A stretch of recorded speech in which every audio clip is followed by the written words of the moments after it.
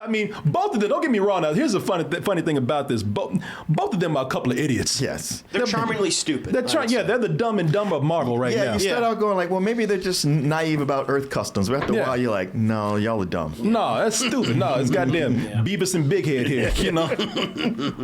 But Drax is probably he's being that he's the bigger one, he's probably more dangerous in this situation, and he is dumber in a way. And most of the time, you've never seen Mantis in such a bad mood as she is with dealing with Drax. Because everything she tells him to do, he somehow, some way, he manages to make it worse. You think you can toss me over the gate if you... She's like, I didn't even get to finish talking. Before you threw it. You're like, shit, you told me to do it. I did what you told me to do. Hey, for once, I did what you told me to do.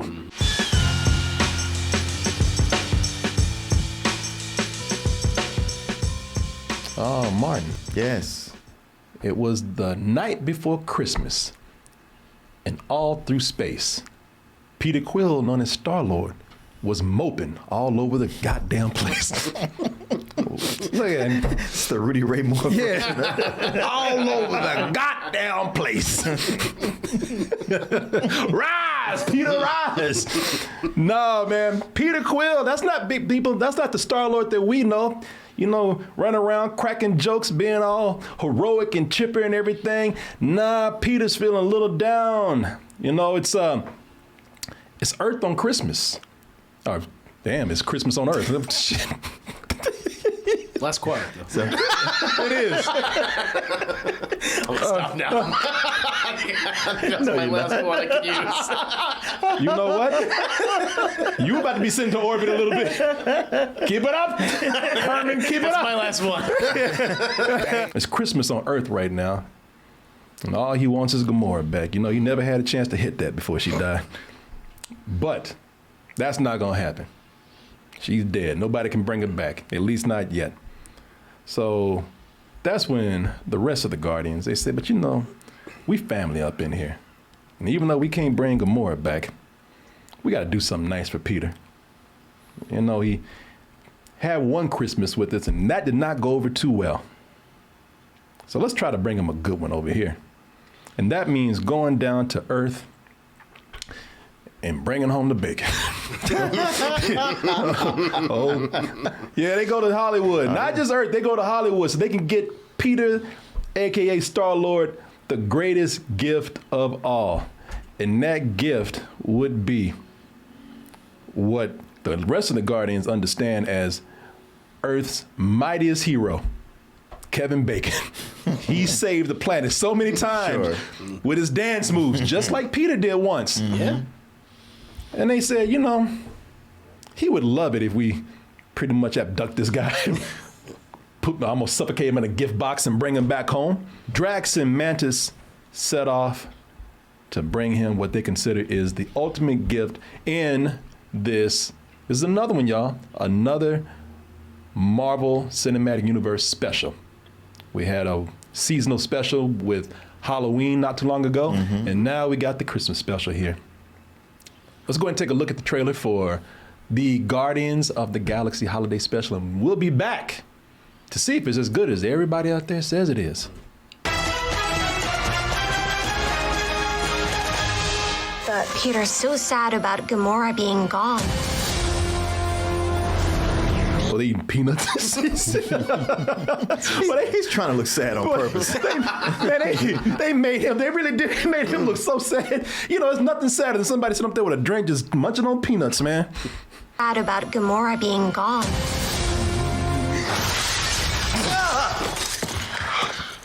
You're coming with us. That's a Christmas present. This Kevin Bacon guy's gonna have a big future in Hollywood. You think so? I think he's gonna be all right, man. I don't see it. Yeah, we just have to disagree God damn it, agree to disagree. God damn it. Today is a bizarro day. Opposite day.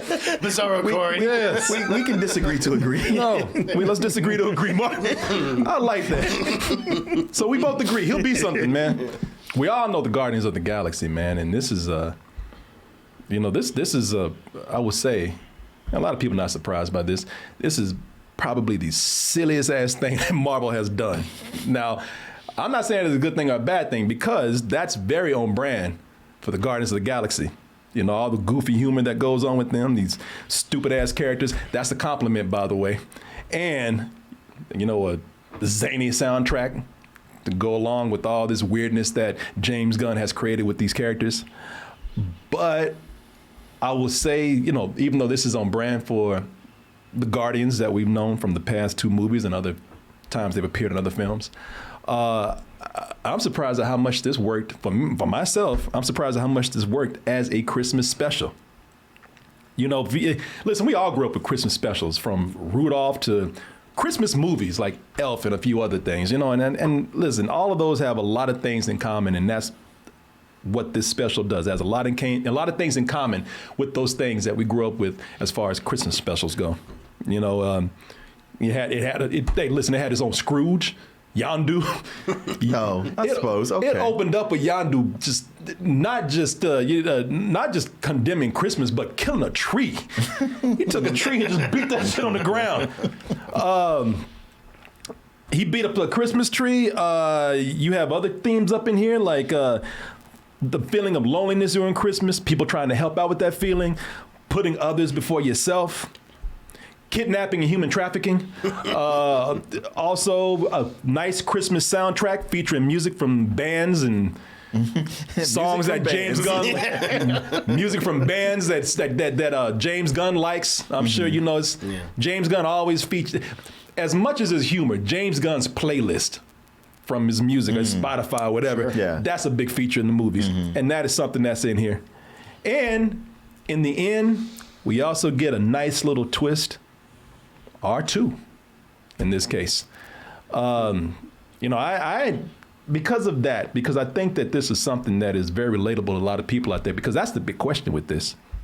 A lot of people saying, you know, okay, so I'm down for, who isn't down for a nice Christmas special, man? Sure. Everybody loves them. You know, sitting down with the family, celebrating Christmas with some of your favorite characters right here.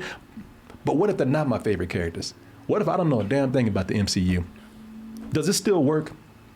I think it helps because they do mention certain things that happen throughout the Marvel Cinematic Universe. Endgame. Yeah, they but those are mentioned in small bits. Yeah, about passing mention. Yeah, I think that this is not so much like the other movies. This is not so much about tying into other movies or shows. It's not so much about Easter eggs. You know, what they've done well with this is that they forgot all those things that people either love or complain about with Marvel. You know, their formula pretty much involves depending on other properties and trying to connect them all the time.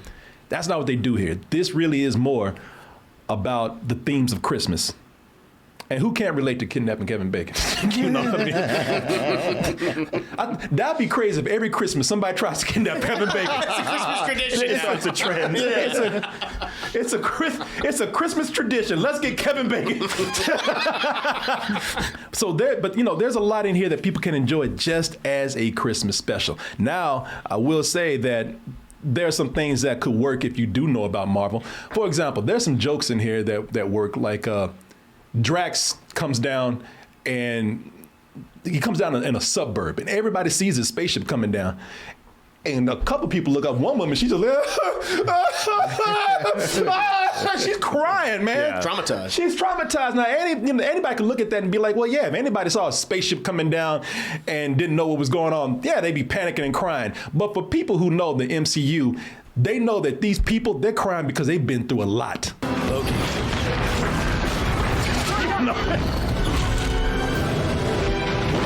Whenever there's an alien attack, it's usually bad. Yeah. You know, those aliens tore up New York in the Avengers. So people like, fuck, Thanos is back. You know, people don't know what's happening. Right. Yeah, like you say, people are traumatized. Yeah. So, you know, these jokes, sometimes they what's cool about this, they work either way. That's true. Just a normal person who hasn't seen all that would probably have that same reaction to seeing a spaceship in the sky.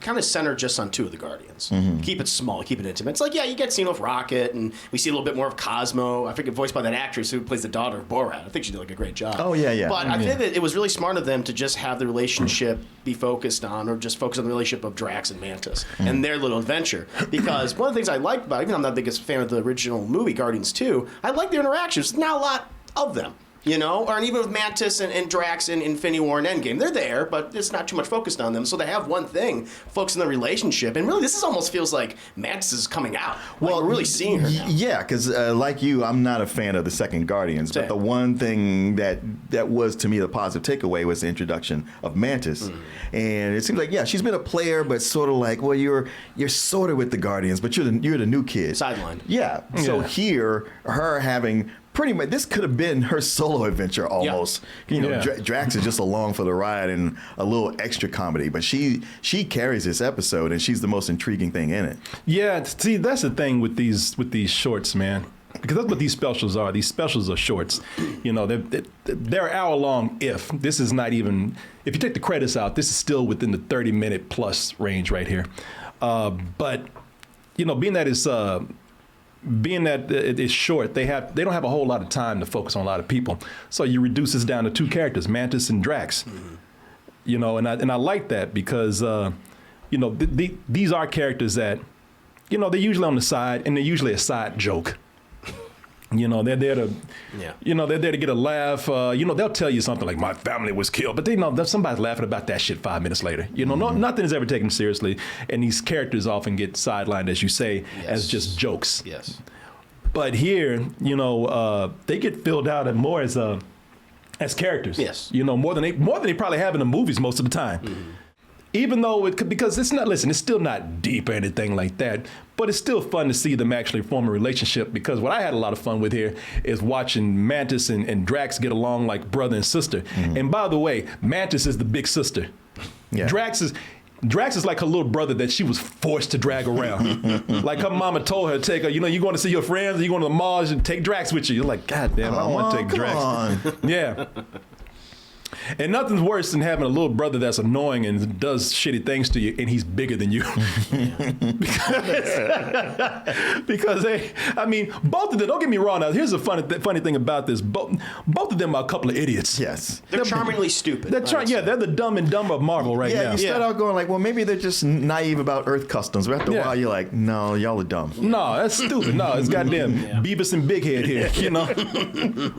But Drax is probably the, you know, being that he's the bigger one, he's probably more dangerous in this situation, and he is dumber in a way. And most of the time, you've never seen Mantis in such a bad mood as she is with dealing with Drax. Because everything she tells him to do, he somehow, some way, he manages to make it worse. You think you can toss me over the gate if you... She's like, I didn't even get to finish talking. Before you threw it. You're like, shit, you told me to do it. I did what you told me to do. Hey, but once I did what you told me to do.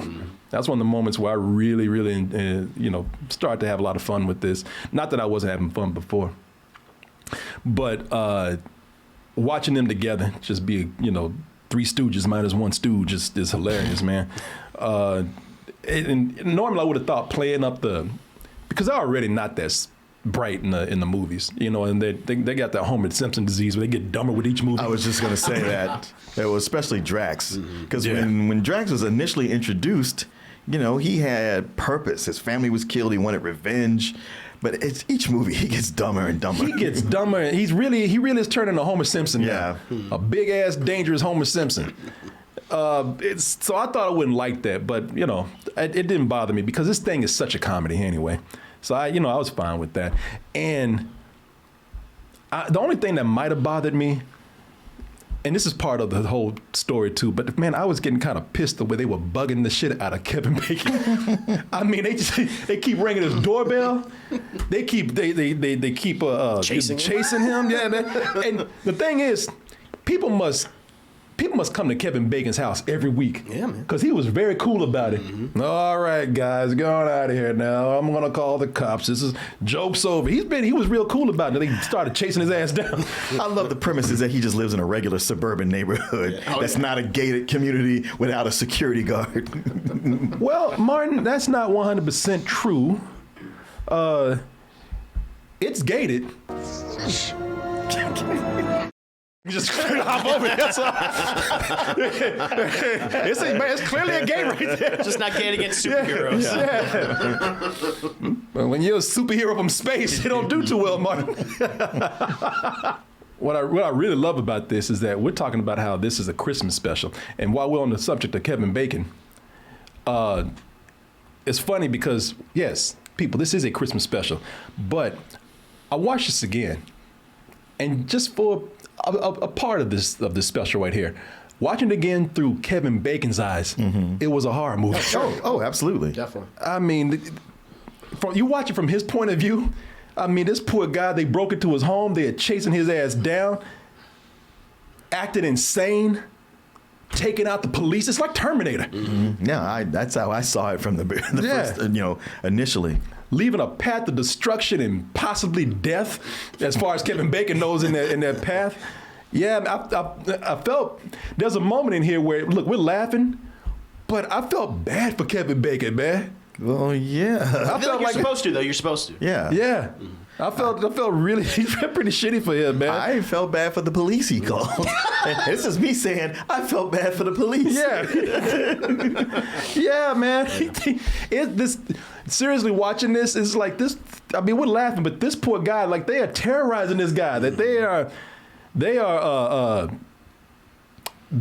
committing a crime. They break into his house. I mean, this guy's horrified, man. But Kevin Bacon, good for him for having such a great sense of humor about this, man. Yeah. He was, because it's funny because in the special, they keep talking about, I'm not going to tell you too much, they keep talking about how shitty he is. They keep talking about how much they hate him. He keep talking about how much, like, how actors are terrible people. And believe me, and after knowing some actors, even if you're acting, actors don't want to hear that shit. They don't want to be told how terrible they are over and over and over again. But that's exactly what they do here. And Kevin Bacon came in, all in, man. He had a great sense of humor about it. And actually, I would love to see them make Kevin Bacon a regular Marvel character. Sure. I'm sure they'll reference him again. Yeah. Mm-hmm. What's that? Well, they can't let him. I mean, he can't complain too much. They let his band play at the end of the show. Yeah. They give him a big spotlight. Yeah. I tell you, man. Shit, I would love it if you found out. I would love the Guardians had to fight Kevin Bacon at some point. They found out he's a villain. Kevin Bacon's evil this whole time. Like, he was Mephisto the whole time. Yeah. That would be awesome. Yes. Little do they know. Yeah. I'll make him an Avenger or something at some point. I don't know. But he's very good at it, man. I enjoyed him. I enjoyed him a lot. What did you think of Kevin Bacon? No, yeah, he was great. No, I loved how panicked he was. I mean, that was part of it. James Gunn, he has a bit of, I don't know, this mean-spiritedness to his humor, and Very the much. idea of him, like, I was like, yeah, I want to torture and have Kevin Bacon chased all around the neighborhood, at his expense. Yeah, I feel like it worked. It worked because you have these two people that don't realize what they're doing is wrong, and it all kind of just works together. Yeah. It's a wonderful comedic recipe. No, but it's very James Gunn at the same time. No, it is. It's right. It is very mean-spirited. Yes. And it's at his expense. At his expense. I mean, he's abducted, he panics, and everything when he realizes what's actually And going on. insulted. Don't forget. And insulted. Oh, yeah. Constantly. Shit, he's gonna need some dad grass after this, man.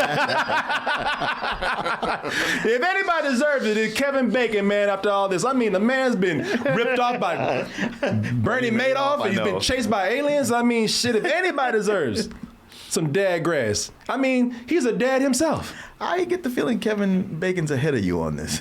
Yeah. But he probably doesn't know because he's probably still ordering. Kevin, if you've been on dad grass, you've probably been ordering that regular stuff. Let me be the first to tell you, dad grass has expanded in addition to the products that they already have, such as the stuff that you can smoke. They're organic pre-rolled cigarettes and joints that they have with CBD that are very low in THC, by the way. but will get you exactly where you need to go. They say that's the beauty of it. It's low in that THC behind the CBD, and that just means that you're not talking stupid. Are you babbling? You got a clear head when you're sitting around. See, I don't handle the hard stuff very well. This is the kind of stuff that I have to have right here. But you already know about the tinctures and the things that I just mentioned. They even got flour out there that you can use to cook, just in case you want to make your edibles. But now, ladies and gentlemen, I'm proud to let you know and introduce to you Dadgrass gummies. Ah. They got gummies now that come in flavors like classic blackberry ginger. Ooh, that sounds delicious. Good time hibiscus lime. Oh, wait a minute, I'm not even done yet there. Nighttime midnight berry. Oh, you listen, you get this and you get just the same effects as you get with the other stuff, but with more flavor, more delicious. Nice. In addition to the gummies, is your dog acting a little crazy right now? Like little Pixie, she gets upset when it starts raining around here. Yeah. She starts getting the shakes and everything. Well, Pixie, I'm glad to let you know, girl, that old daddy got you covered here with some Dadgrass CBD products for dogs out there. Yes, they got the dog treats too. So your dog doesn't have to sit back and look at you be mellow. Dog can mellow out with you, man. Chill out, dog. Yeah, both y'all can chill, man. Yeah, man. A lot of stuff out there for people who are familiar with Dadgrass. A lot more stuff for people who are not that familiar. They're releasing new stuff all the time right here. You know what? I got a little early Christmas gift for you. We're talking about the Christmas special right here. I got a Christmas special for you. How about this? I'm gonna get you 20% off your first order. Go to dadgrass.com/toasted and get 20% off your first order. So folks, I wanna thank Dadgrass for sponsoring this portion of the show. And I also wanna thank you out there for all your support. I also let's not downplay some of the things that you're talking about with Drax right here. Man, you're talking about how this is mean-spirited, and we're talking about how dangerous these guys are. In a good way, but Drax, let's not downplay just really how dangerous he is. I mean, they still talking about him coming down. Over the gate. Make up your mind. You know what? I thought he was gonna land on top of him. Oh, that would have been fun. That would have been funny. She'd be dead. But that's the point with Drax, man. Drax is like they still talk about how he goes to a planet like our planet Earth and still doesn't realize how killing people is bad. Like, you know, I mean, we're just lucky that nobody dies in this special right here. Yeah. Yeah, you know, I like the special. I like the way we laugh at all this stuff, but I'm like, damn, this guy's scary. He's the mind of a child. Yeah. At least at this point. Yeah, he sure does, man. His reactions kill me, though. Like right here. That's why I laughed out loud the hardest. Oh. He comes across an inflatable elf and loses his mind. Oh. No.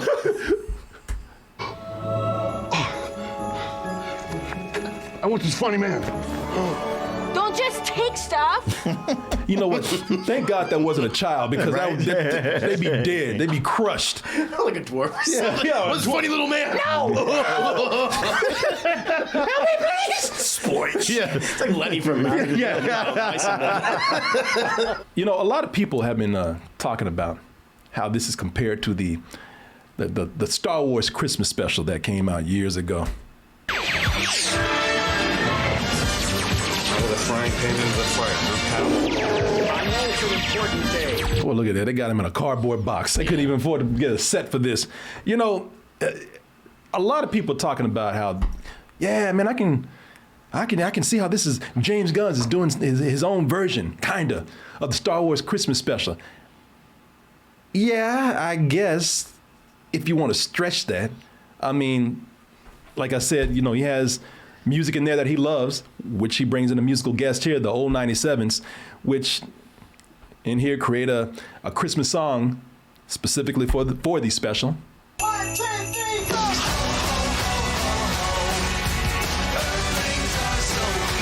You know, so you bring in it because the Star Wars Christmas special was sort of like it was more of a variety special, a variety show. Yeah. So if you want to look at how they bring in musical guests here, yeah, I guess. Nah. You know, with the Star Wars special, they had an animated segment in there. This has a couple of animated segments in here. again, if you want to stretch that, but like I said, that was more of a variety special, the Star Wars Christmas special. This is a straightforward narrative, so I don't see the comparison myself. And another thing, wasn't the Star Wars Christmas special bad enough? Do you need another one? Do you want another one? This is bad enough on its own. We don't need anything like that. That's why when people are talking about, he's doing another it's going to be a parody of the Star Wars Christmas special. I was like, I hope not. One is enough. Right. I will say this, outside of this being a Christmas special, I just wanted to talk more so about Marvel coming in and doing these short specials here. Yeah. They're not, like I said, they're not an hour. They're not, something. This is barely 30 minutes right here. I think that this is something that Marvel needs to keep doing. So the reason why is because they break up the formula that is set by the movies and some shows out there, and kind of by blockbusters in general. Especially Marvel though. Marvel has a way of, action here, joke here, big explosive ending here at the end. And these are able to go in and do a little something different. They bring us the familiar. This is the Guardians of the Galaxy that we know. But we do get to explore a different side of these characters. We do get to explore characters that hardly ever get a chance to be on screen that often. Yeah. As I said, this is something where, again, they get to play around with genres that they do it anyway, but without having to be attached to that Marvel formula blueprint. Like this right here, man, this is pretty much a buddy road trip. And it wasn't about these characters trying to be badass as they do in the movies. It was more about feelings. It was, we get to see the sensitive side of these characters, about as sensitive as you can get with them. I would say this, while we're talking about these specials here, I would say that I still hold on. Forgot to bring this up here, but I think I still. Let's see. Oh yeah, I think I still like the last special a little bit better, and that was Werewolf by Night. Masquerading as one of our own. I can't wait to find out what breed of evil you are. That bitch. I take it back. No, I like this one a little bit better, and it's not even because of anything that Guardians of the Galaxy, their Christmas special, is doing wrong. It's just that with Werewolves by Night, these are characters we haven't seen already. Mm-hmm. Yeah, it's original. Yeah, it's original, and it's something completely different that Marvel has done. We haven't seen Marvel do anything like this before, which has tackled the horror genre like this one is doing. It's not to say that Guardians did anything bad. The thing with Guardians is that we know these characters already. Mm-hmm. This is doing very on brand what the Guardians do, but I still enjoyed it though. Don't get me wrong, and I think just by this being a special, even though they're doing it familiar, it still is taking on a different life by being in this. Also with these, I've been talking about, and I said this before, but this will be a great time for them to come in and introduce some new characters that don't have a chance to have a movie, or our show. You're trying to make this a thing so What happened? I missed it. What happened? Subliminal messages and stuff like that. You're just going to Fight Club these images in there. I didn't see anything. They must have went so quick. I didn't see nothing. Even Howard the Duck is going to give it a rest, man. Who? Was Howard here? I didn't. Where? I don't know what they're talking about, y'all. If I had, this is not even a complaint. If I had one nitpick about this, I would say that maybe for fans of the MCU, between this and something like She-Hulk, those things are so comedic. I mean, that's what this is. This is a silly comedy, and it's straight out. It is straight up a comedy that is begging you not to take it seriously at all. So, I would say that for people out there who are talking about, okay, none of this makes sense. One place is serious over here, and then you're getting crazy over here, and You know, all of this is starting to feel uneven. But if you're that person that's saying that, something like this is going to be probably worse for you. You know, because it is that ridiculous. It is that much of a comedy, ridiculous comedy and it's embracing that. I say for myself, that's not a problem with me. I'm just mentioning that for other people out there. I love the fact that they're doing different genres, different tones. They don't always do it right to my liking, but that's just personal for me. But it's no different from what they do in the comic books. Yeah, it's really not. Yeah. You know, it's and like I said, I love that we're getting with different characters, different styles of storytelling. That's fine with me. So that didn't bother me too much. I honestly cannot say if I'll be watching this again next Christmas. I can't say that yet. Because I didn't love it, but I did enjoy it. I thought it was very sweet, and I was pretty amazed at what James Gunn was able to do. He said that out of all the things that he's done with the Guardians of the Galaxy, this is probably the easiest thing for him to write. I did enjoy it. You know, for me, it would probably be a low full price. I thought it was probably, probably low full price, man. I hope they continue doing these, and I'm glad people embrace them and they're liking them. I like, that they're all different tones. They're comedic, they can be serious. I love the focus on Mantis, who has always kind of been, second tier or tertiary, now tertiary. This is very much like, this is her story, and there's a lot more they introduced with her where I was like, because it needs to have heart, and it's like, yes, this is very comedic, but there's like one serious thing about it that I really like, and I think it's going to carry into Guardians 3, which looks like it's going to be the last this team is going to be together, which I'm sure there'll be sacrifices. So it does a great job. I feel like it's a wonderful little Christmas special. So I'd give it a full price. Yeah, it's very sweet. That's what it is, man. There's a lot of heart in this, which is what you want from a Christmas special. It is very sweet. It's fun. I was thinking about the same thing you said about the, it's like one-shot comics they'll do. And as a matter of fact, both companies will do something where they'll have a Christmas annual, where they'll have little Christmas stories. They're short. It'll be like an anthology, and this feels like one of those in there. I never really liked those. Really? Yeah. I mean, I always buy them and I read it and I was like, why did I get this? I know this story is never going to give me any meat. It's a weird thing. I don't know if it's weird, but just something they do, the opening with that band playing their Christmas song. Yeah. And you got everybody going like, man, this song sucks. I was like, this song is pretty good. It's really good. Well, that's what's funny about it. I know, but that happens with stuff all the time. It's like, it'd just be funny if it was actually a bad song. You go like, yeah. I was like, oh, come on, y'all. This is actually a song. No, I thought that was funny that everybody hated that song. I thought it was pretty good. I mean, you guys brought up a lot of things that are to like about it. I just wish I enjoyed it the same way you and most people did. I watched it and I was like, well, it's silly and it's supposed to be. But I was like, it's just not making me laugh all that much. It's just, I'm having a hard time getting into it. It's like, it's okay, I guess. So much of my enjoyment I got watching the trailer before it happened. And then going through it was like, yeah, okay. I really did enjoy Mantis. She was the thing that I liked the most out of it. Yeah, I'm not trying to be a Grinch. It just didn't work for me that well. And I know I was set up by Werewolf by Night, where it was like, man, this was original and so much care and detail was put into this to make it something. And the fact that they kept it secret for so long just made it explode all that much more. It's okay, but I don't know. Like you said, like not thinking about watching it again next year. It's like, nah, probably not. This was more of a high rental for me.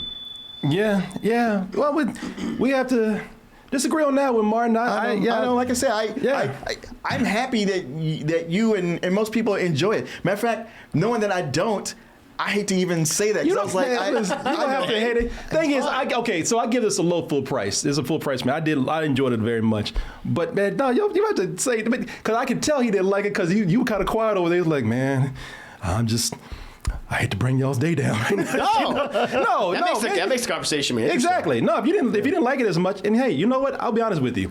Everything you said about it, I completely see. Your criticisms, I see. Okay. I looked at it and I said, I can see people not enjoying this that much. I mean, it's because it is very silly, it is very goofy, and some of that humor is just not going to work for everybody, So I 100% understand where you come from. But I just don't agree with it. Go ahead, be as obvious about your joke as they are with theirs. I'm just saying. Who's down in Whoville? Y'all need to watch your back. He's a mean one. Martin Thomas. He hates those guys. Guardians. Oh, they're sniggering and snickling, enjoying themselves. Hey, you who's down there in Whoville? If you hear Mark come, you better cut that shit off. It's like I said, man. I did say I don't know if I would watch this. I don't know if I watch this next Christmas. You know, I'm not eager to do it. I just enjoyed it while I watched it. So I get what you're saying. Yeah. So there you go, folks. You know, you got thing about this is that you got all different perspectives here. Yeah. True. Yeah. From people, letting you know how they feel. Oh, but Martin catches y'all watching this shit. You better watch that. Give me that TV. No. I saw your fingers move. I should have known something was happening. You ain't watching hands moving. You ain't watching shit tonight. Watching that Guardians bullshit. Give me that.